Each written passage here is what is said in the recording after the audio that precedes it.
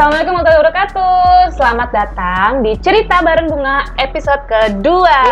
Yeay, kali ini pas sudah tahu kan, bareng Kak Ica Julia Merisha.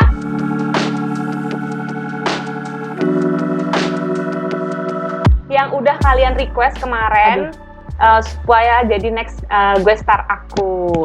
Halo Kak Ica, apa kabar? Alhamdulillah kabar baik. Aku grogi banget. Iya, karena tadi barusan aku WA tanya kabar ya kan? Iya, jadi alhamdulillah ya udah baik-baik. Maksudnya selama pandemi ini kan kita harus menjaga imun tubuh. Semuanya sehat. Semuanya sehat. Alhamdulillah. Boleh nggak sih Kak dikasih tahu behind the story-nya Kak Ica itu awal mulanya terjun ke dunia MC ini bagaimana? Terjun ke dunia ibaratnya sampai ada di titik sekarang gini gitu loh Kak. Bisa dibagi tipsnya sama teman-teman. Oke.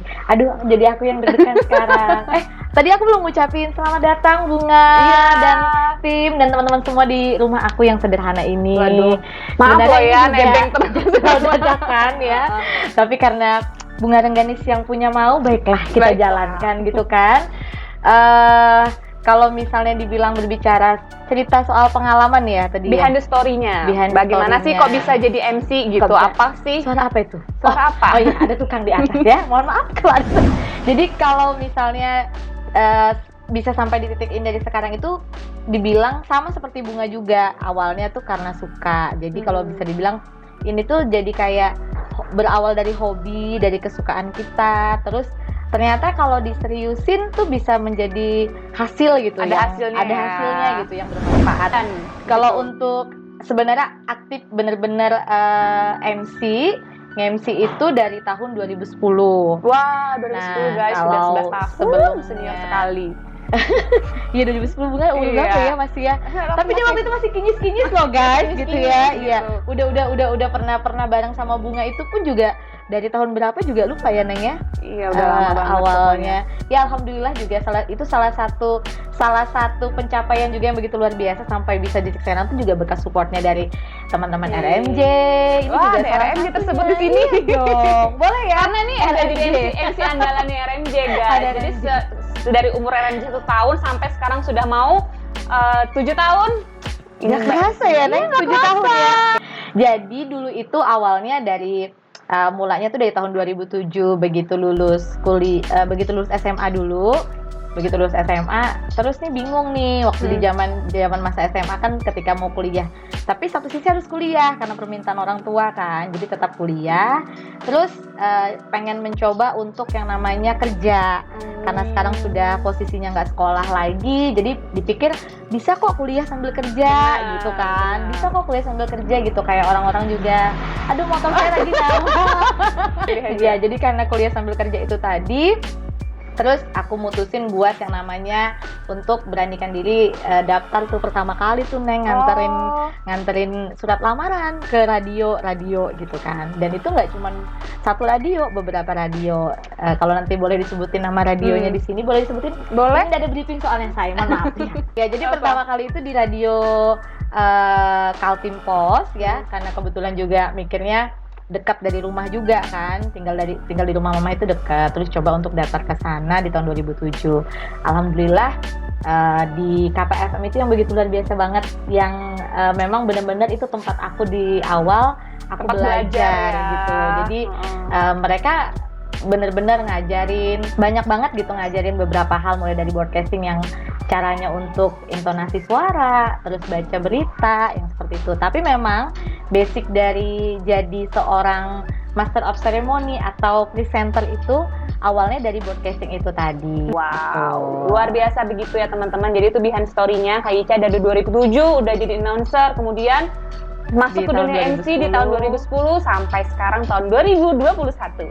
Kak Ica ini kan di depan orang banyak ya, sudah biasa gitu di depan orang banyak. Terus apalagi kalau misalnya MC acara-acara wedding atau gathering atau konser itu kan pasti di depan orang banyak. Pernah nggak sih ngerasa gugup deg-degan? Terus kalau memang pernah, gimana sih caranya ngatasin supaya kayak aku aja kalau di depan orang banyak tuh langsung kayak aduh gugup gitu ya. Nah, sedangkan Kak Ica nih gimana sih caranya? Terus memang ada tips-triknya nggak supaya mengatasi kegugupan itu gitu? Iya, jadi sebenarnya kalau yang dibilang rasa gugup itu sebenarnya nggak cuman ketika kita bisa rasain atau kita temukan itu ketika kita harus nge-MC doang gitu kan, atau misalnya berbicara di depan orang.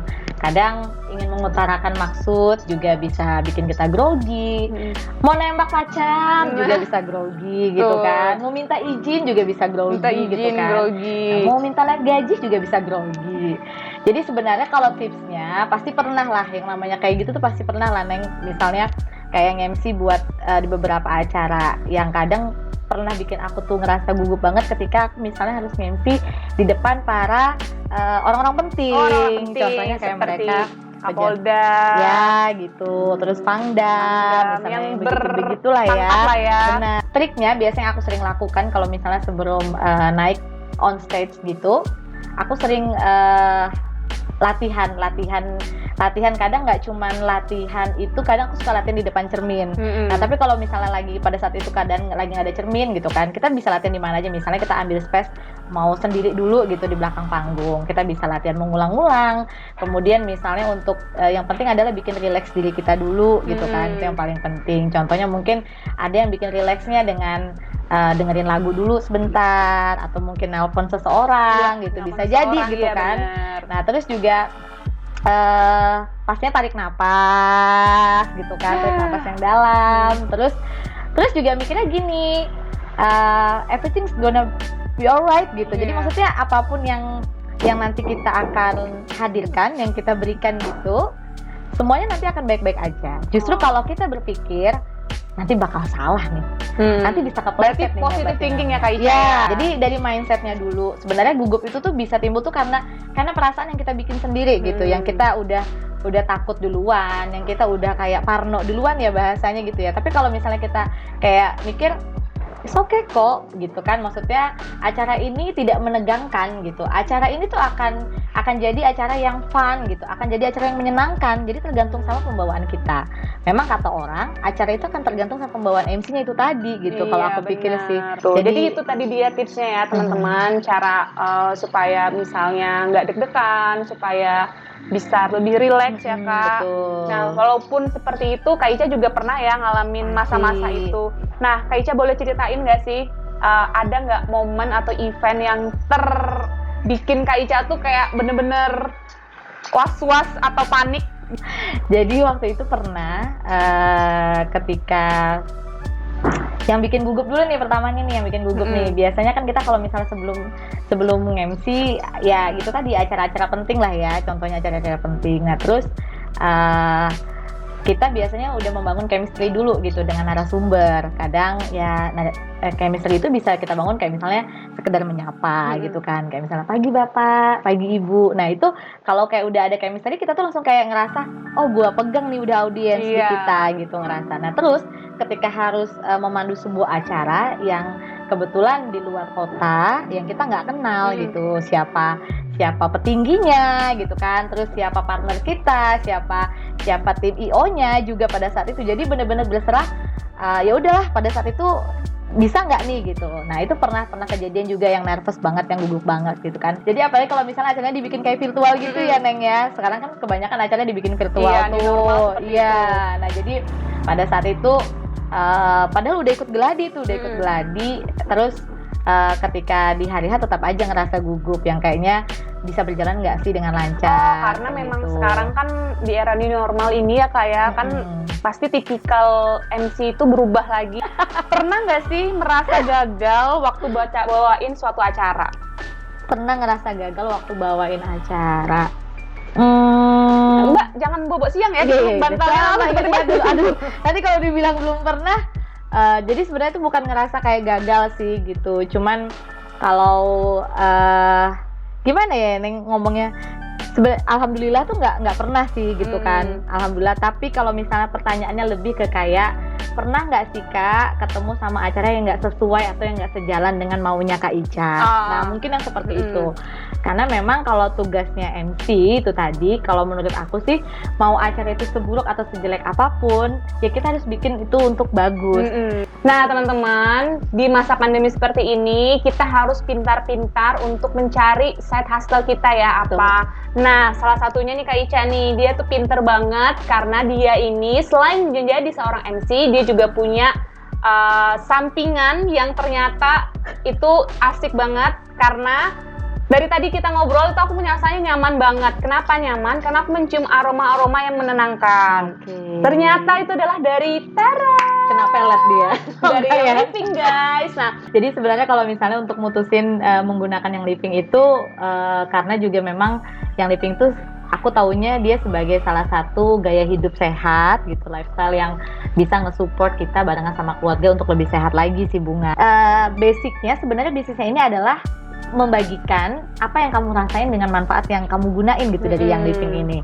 Sampai ngantuk ya, di perjalanan. Jadi memang yang living itu kalau kita bilang karena dia bukan obat gitu ya Neng ya. Dia tuh bener-bener gaya hidup yang memang kalau kita terapin justru bikin kita lebih sehat, terus bikin kita mengurangi mengkonsumsi yang seperti itu tadi kimia. Jadi lebih kayak alami ya Kak? Lebih alami. Jadi itu tadi ceritanya dari Kak Ica, banyak banget. Pokoknya kalau misalnya teman-teman bingung atau teman-teman pengen tahu lebih lanjut, nanti bisa langsung aja konsultasi sama Kak Ica di Instagram. Boleh banget DM dia @juliamerisha. Nanti aku kasih tahu Instagramnya di bawah.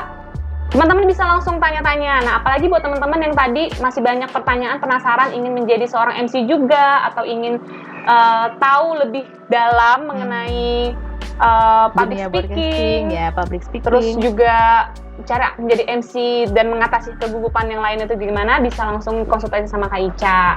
Nah Kak Ica, terima kasih banyak atas waktunya. Sama-sama. Semoga teman-teman yang menyaksikan bisa mengambil manfaat dari cerita aku kali ini. Semoga bermanfaat juga buat teman-teman yang lain. Sehat selalu dan jangan lupa kalau misalnya pengen sehat, bisa cobain yang living. Iklan dulu guys. Terima kasih. Dadah.